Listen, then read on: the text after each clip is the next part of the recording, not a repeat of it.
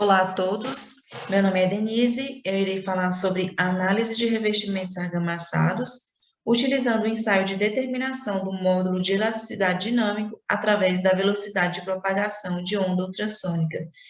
Este trabalho foi feito juntamente com o professor Nielsen José Dias Alves.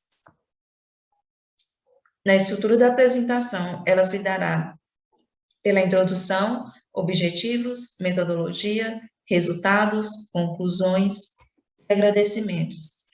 Nós podemos observar que a durabilidade dos revestimentos argamassados está relacionada a diversos fatores, tais como condições climáticas, movimentações térmicas, em alguns casos, agentes agressivos biológicos.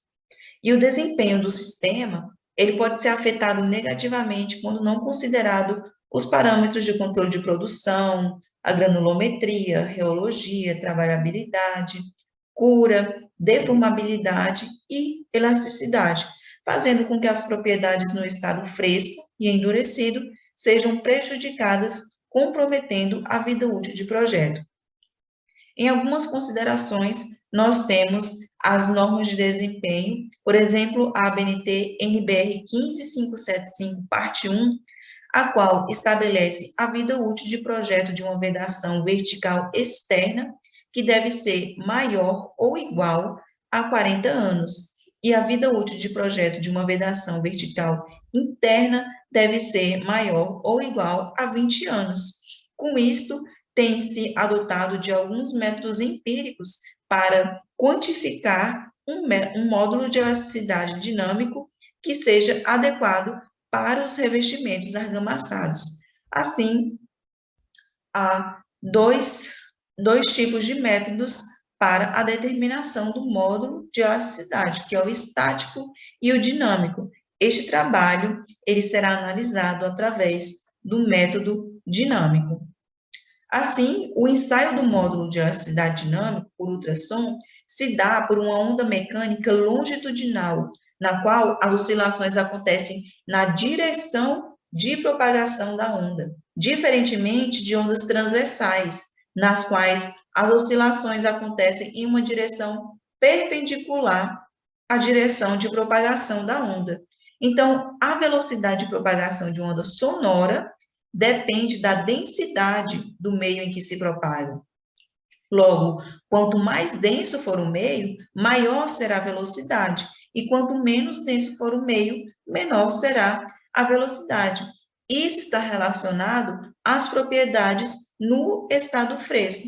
Por exemplo, um teor de cimento, um teor de vazios, ar incorporado, dentre outros. Desta forma, nós temos por objetivo geral estabelecer correlações entre as velocidades de pulso ultrassônico em função do tempo e do módulo de elasticidade dinâmica. E o objetivo específico é analisar os revestimentos argamassados, verificando se houve manifestações patológicas, caracterizando-os e qualificando-os em função da velocidade de pulso ultrassônico. Assim, o ensaio consiste na determinação do módulo de elasticidade dinâmico em 18 corpos de prova, utilizando-se do aparelho 58E4800, e este ensaio ele é parametrizado pela ABNT NBR 15630 de 2009. Então, os corpos de prova foram recolhidos nas obras, sendo estes de argamassas estabilizadas e industrializadas, de acordo com a necessidade de cada uma, analisando as propriedades no estado endurecido. Será analisado o módulo de elasticidade dinâmico e velocidade de pulso ultrassônico destes tipos de argamassa, verificando se há alguma correlação que pode ser adotada como parâmetro de qualidade, apesar de dois tipos de argamassa distintos. Então, nós realizamos o ensaio e fizemos a velocidade em função do tempo e a velocidade em função do módulo de elasticidade. Nós podemos observar neste que a velocidade em função do tempo, ela é uma função decrescente, e neste que a velocidade de propagação da onda em função do módulo de elasticidade, ela já é uma função crescente. Então, à medida que a velocidade ela aumenta, há também um aumento no módulo de elasticidade dinâmica.